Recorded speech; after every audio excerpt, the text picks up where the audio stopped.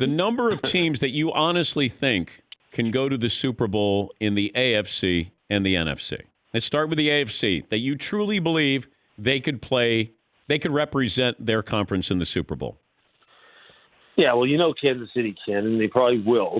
Buffalo right now, Buffalo's on a mission, and I think they're going to give Kansas City all they want in a rematch type scenario. We know Kansas City ran over them pretty hard earlier in the season. I think those two in the AFC are probably the ones who you legitimately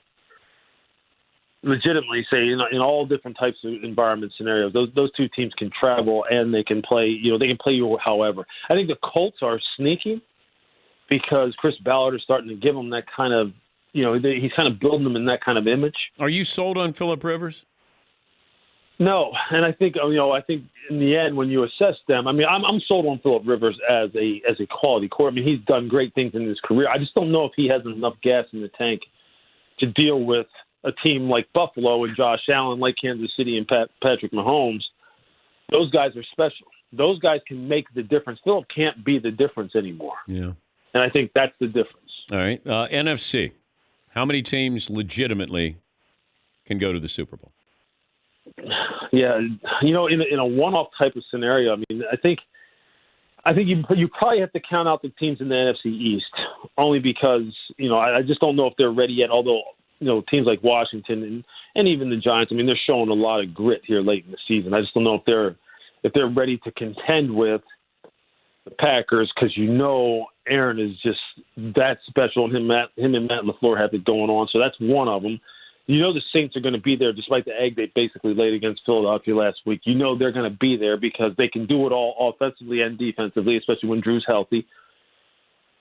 Tampa, I'm not so sure, man, anymore about Tampa. I just don't know.